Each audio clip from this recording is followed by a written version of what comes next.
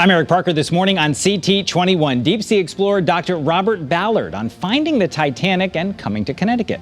Plus, UFOs. What exactly is out there? Insight from the head of a local UFO group.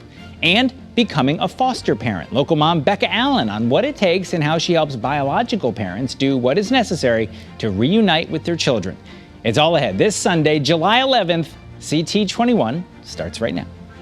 From Channel 3, this is Connecticut's most watched current affairs program, CT21, with Eric Parker. Sponsored by Hartford Healthcare. Good morning. Today we are hitting the rewind button and sharing 3 of the most interesting interviews we've done. I know what you're thinking. The show has only been on the air for 20 weeks and we think we already have a greatest hits album, The Nerve. But we do. We think you'll like these interviews, and we start with deep sea explorer Dr. Robert Ballard. He joined us in June, just a couple of weeks after his book Into the Deep, a memoir from the man who found the Titanic, was released. Dr. Ballard, thank you so much for being with us, and I did get a chance to read through the book, which is just fantastic, and I promise I read past page 1, but I want to start by reading you a quote. You quote your mom after you got back to Woods Hole after finding the Titanic, and she said, "It's too bad, now they're only going to remember you for this rusty old boat." I got to start with the Titanic. Do you kind of feel like mom was right? Moms are always right. No, she's dead on, but what's wonderful about the book is, you know, when I went after the Titanic, I couldn't tell the truth behind the expedition. And having been a Cub Scout, Boy Scout, Army officer, naval officer, I don't lie, and I had to not tell the truth. So one of the wonderful things about this book is I can finally fess up.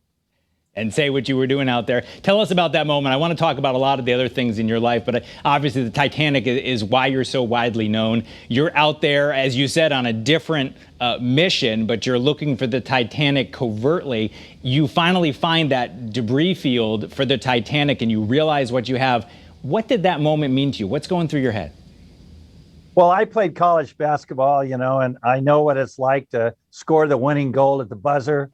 And we were down to the final days, and it looked like we were going to be like everyone else, come up short. And then we found it. So naturally, our immediate response was to jump up and down and act like a bunch of kids and celebrate. And then someone in the command center said she sinks in 20 minutes.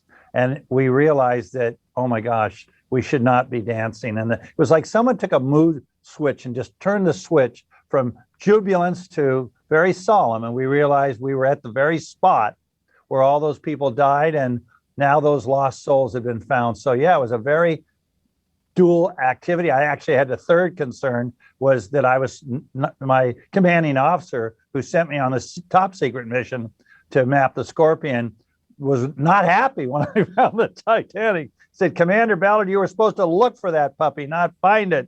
And so I told him I never ask permission, but beg forgiveness. So lots of emotions that moment.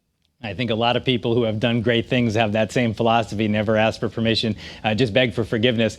What do you, as you look back at the history of this, if someone's saying, "Dr. Ballard, so this ship sank, it's down there at the bottom," why do you think history will look back on the importance of that discovery? Why is it so important to have found the wreckage and to have done the exploration there that you did? Well, you know, I never understood it myself. I was not a Titanic groupie.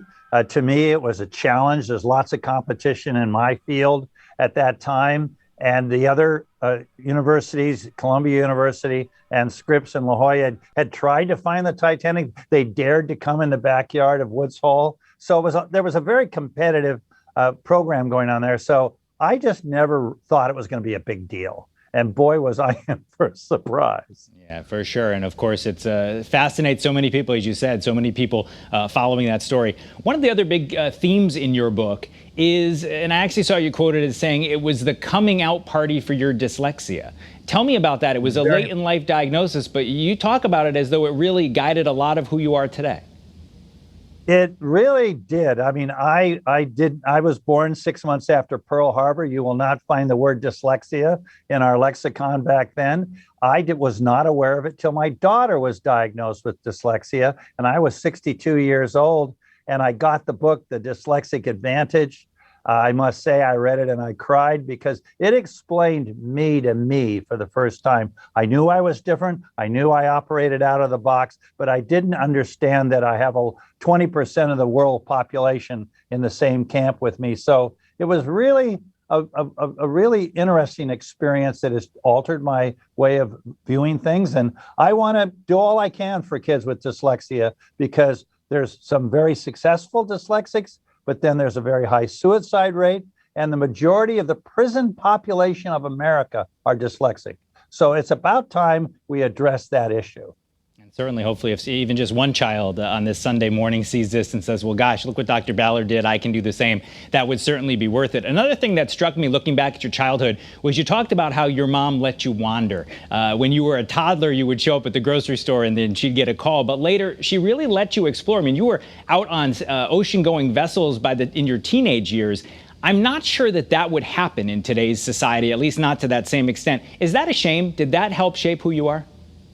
Yeah, it is. You know, I was ADHD, which is a common bedmate with dyslexia. My mother must jokingly said, if you had been twins, I'd have drowned both of you. But she was able to handle one of me. But her instructions were always just be home before it's dark. And I lived in Southern California near the Outback. I got on my bicycle and off I went as long as I was home before it was dark. So those days seem to be gone. And I mourn that. Because I learned so much by walking, and my daughter has in her office all those that wander are not lost, and I'm that kind of kid. I like to walk about and turn over rocks and see what's there, and it just led into the field that I'm in. I'm a geologist. I'm a field geologist. I was fortunate to go down the right path to success as a dyslexic. I just fortunately went down that road and it worked for me. You talked in the book about how you had a lifelong relationship with the ocean. Well, for the last couple of decades, you've had a relationship with Connecticut, and it all began with an ultimatum from Lowell Weicker. You were affiliated with the Mystic Marine Life Aquarium. They wanted some state funding, and he said, we'll do it, but you have to move to Connecticut. Isn't that right? That was quite a shock because I didn't know him. He's now a dear friend, lives right nearby where I live. We see one another all the time. But he was a real advocate for the ocean. And when he said, if you come to Connecticut, we'll build this institute for you.